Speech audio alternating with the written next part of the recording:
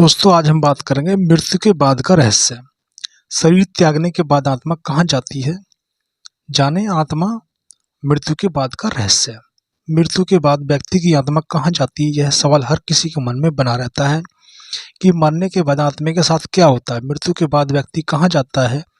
इसे शास्त्रों में वर्णित किया गया है, जानिए।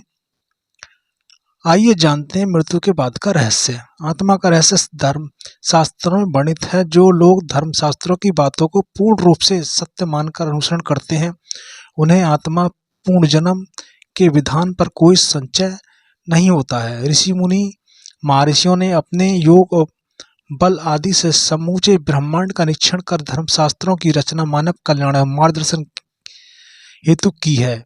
मृत्यु के बाद आत्मा के साथ क्या क्या होता है, आत्मा कहाँ जाती है, आगे की दुनिया कैसी है, विज्ञान की नज़र में यह अभी तक रहस्य ही बना हुआ है। क्योंकि एक बार शरीर को त्यागने के बाद वापस उस शरीर में पदार्पण होना असंभव है। इसलिए आत्मा के संबंध में एकमात्र प्रमाण धर्मशास्त्र है। मानव शरीर नश्वर है। जिसने जन्म लिया है उसकी एक न एक दिन मृत्यु होगी ही। प्राण त्यागने पड़ते ही भविष्य ही मनुष्य या किसी अन्य प्राणी 100 साल या उससे भी अधिक वर्षों तक क्यों न जिए, लेकिन अंत में अपना शरीर छोड़कर वापस उसको जाना ही पड़ता है। वो परमात्मा की शरण में जाना ही होगा। अक्सर लोग कहते हैं मृत्यु के बाद आत्मा क्या करेगी, कहाँ जाएगी। जन्म मरण के चक्र में मनुष्य अनेक बार जन्म लेता है, लेकिन हमसे किसी और के बारे में कुछ नहीं। जन्म मृत्यु तो एक दूसरे के पूरक हैं, साथी हैं। संसार में सब ऐश्वर्य क्षण भर के लिए है, विनाशशील है, शाश्वत नहीं है।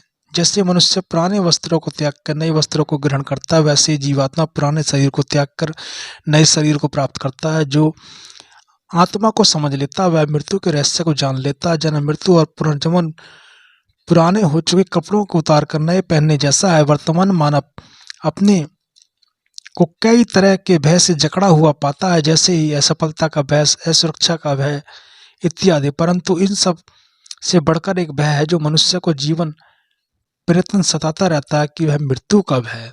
हर व्यक्ति जानता है कि जिसने जन्म लिया है उसकी मृत्यु सुनिश्चित है, परंतु अपने अंतिम क्षणों तक वह इस अथक सत्य को झुठलाता रहता है और उसे स्वीकार नहीं कर पाता। जीवन मृत्यु की एक धीमी, लंबित एवं एक सतत प्रतिक्रिया है। मृत्यु में वही क्रिया को पूर्ण होती है जिससे आरंभ जन्म से होता है, और सही भी यही है। मृत्यु का आरंभ जन्म से ही होता है। इसलिए अक्सर कहा जाता है कि अंत ही प्रारंभ है।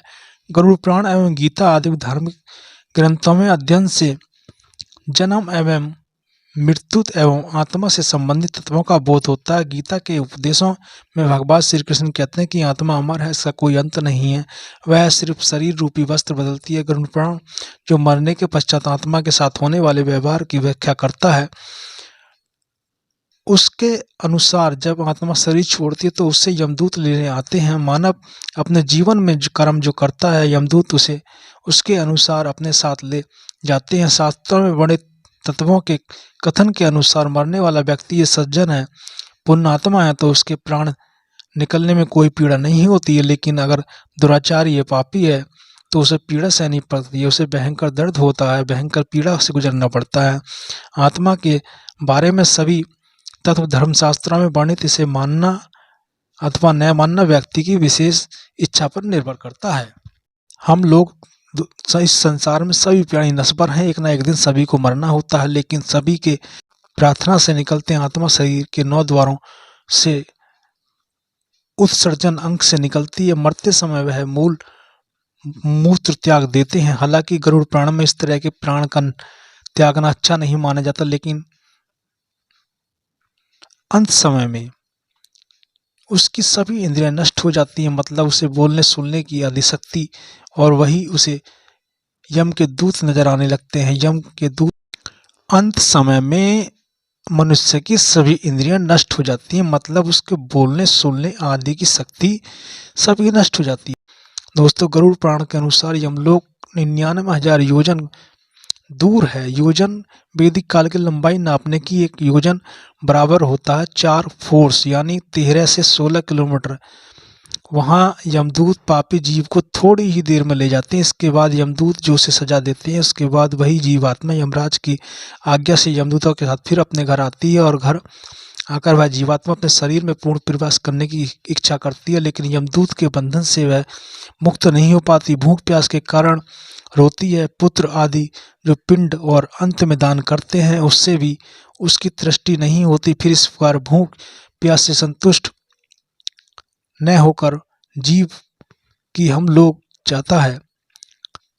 इसके बाद उसे आत्मा के पुत्र आदि परिजन यदि पिंडदान नहीं देते तो वह प्रेत बन जाती है और लंबे समय तक सुनसान जंगल में रहती है। गरुड़ पुराण के अनुसार मनुष्य की मृत्यु के बाद 10 दिन तक पिंडदान अवश्य हो जाना चाहिए। पिंडदान से ही आत्मा को चलने की शक्ति प्रदान होती है। सबको जलाने के बाद अमृत देश के अंगूठे के बराबर का शरीर उत्पन्न होता है। यही यमलोक की यात्रा का शुभ अशुभ फल का भोगता है। पहले दिन पिंडदान से, दूसरे दिन गर्दन से और तीसरे दिन हृदय, चौथे दिन पिंड की और 5वें, छठे, 7वें दिन कमर और नीचे का भाग, 8वें दिन और 9वें दिन भूख प्यास आती है, उत्पन्न होती है। दोस्तों, यह है यम के दूत द्वारा 13 दिन आत्मा को पकड़ कर लिया जाता है। इसके बाद भूख प्यास से तड़पती यमलोक तक अकेली ही जाती है। यमलोक तक पहुंचने का रास्ता बहुत ही भयानक है। बैतरणी नदी छोड़कर 86,000 योजन है। 47 दिन चलकर आत्मा यमलोक पहुंचती है। इसी प्रकार मार्ग में 16 पुरियां पार करके पापी जीव यमराज के पास पहुंचता है।